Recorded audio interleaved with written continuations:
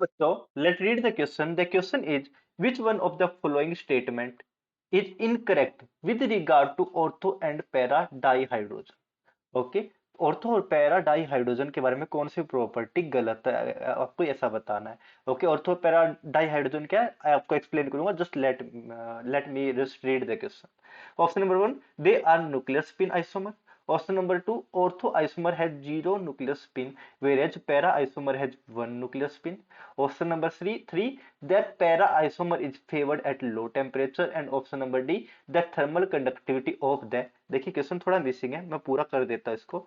Thermal conductivity of the para isomer, para hydrogen लिखिए, para hydrogen, वैसे यहाँ पे डाई आएगा, ठीक है, di hydrogen is more than ortho, is more than ortho isomer, ortho dihydrogen, dihydrogen. अब आप कहेंगे ऑर्थो पैरा डाईहाइड्रोजन क्या है. देखिए, सबसे पहले डाईहाइड्रोजन क्या है. डाईहाइड्रोजन होता है H2, यानी दो atom of H2.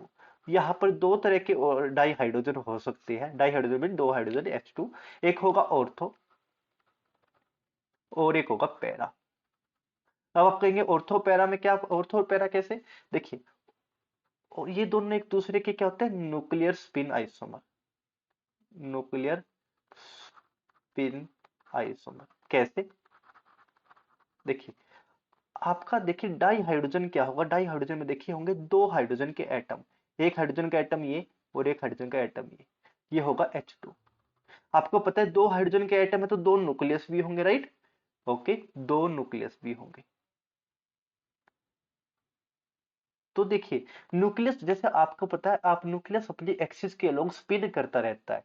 Okay, nucleus क्या होता है, अपनी एक्सिस के अलोंग ऐसे स्पिन करता रहता है, गोल गोल घूमता रहता है, इसको बोलते हैं स्पिनिंग. ओके, पहली पॉसिबिलिटी क्या है, न्यूक्लियस आपका क्लॉकवाइज रोटेट कर रहा हो, और दूसरी पॉसिबिलिटी आपका न्यूक्लियस एंटी क्लॉकवाइज रोटेट कर रहा हो.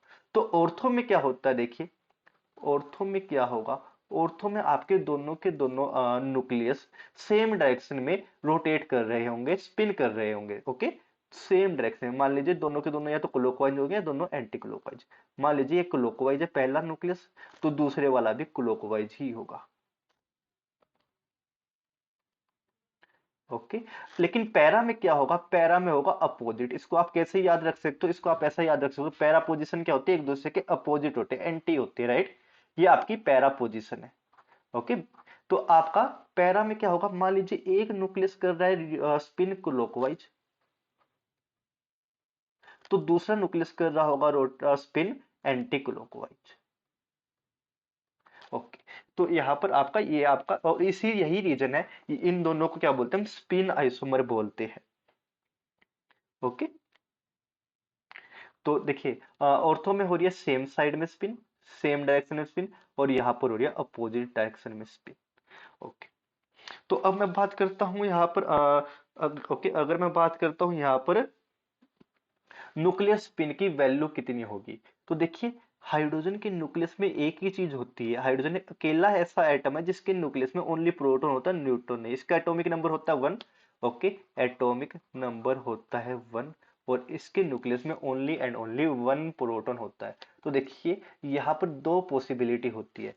न्यूक्लियस अगर क्लॉकवाइज रोटेट कर रहा है तो उसको बोलते हैं +1/2.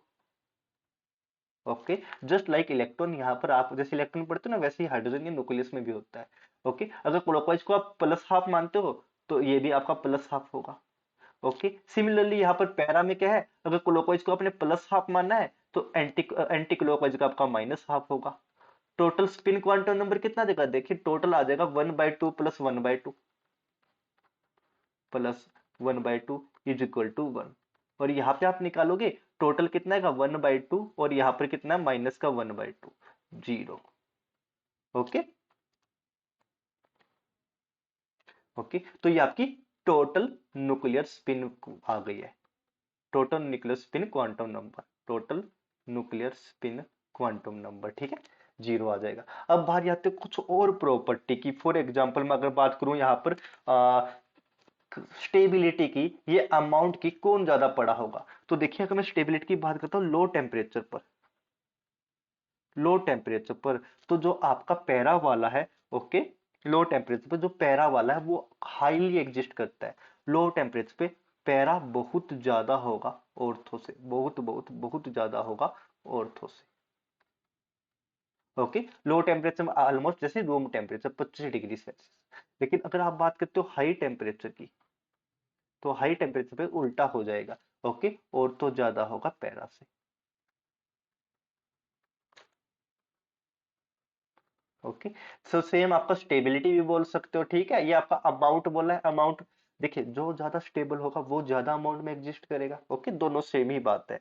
ओके, और कौन सी प्रॉपर्टी रह गई, देखिए थर्मल कंडक्टिविटी रह गई है। ओके, थर्मल कंडक्टिविटी की मैं बात करूं, थर्मल कंडक्टिविटी आपकी किसकी ज्यादा होती है, थर्मल कंडक्टिविटी आपकी पैरा की ज्यादा होती है, ओके, ऑर्थो से। ओके, इसके अलावा और कुछ चीज बातें और भी कई चीजें हैं जो आप देख सकते हो। फॉर एग्जाम्पल कंडक्टिविटी ऑर्थो की ज्यादा होती है पैरा से, लेकिन इस क्वेश्चन में पूछा नहीं गया है वो। तो देखिए क्वेश्चन पे आते हैं, हमें जो भी डाटा चाहिए था हमने सब कुछ कलेक्ट कर लिया। देखिए पहली property, they are nuclear spin isomer, बिल्कुल ठीक है। ओके, बिल्कुल ठीक है, यहाँ पर जस्ट स्पिन में डिफरेंस है न्यूक्लियस की, और कुछ भी फर्क नहीं है। न्यूक्लियर स्पिन मतलब न्यूक्लियस की spin. Option number two, the ortho isomer है जीरो न्यूक्लियर स्पिन, बिल्कुल गलत है।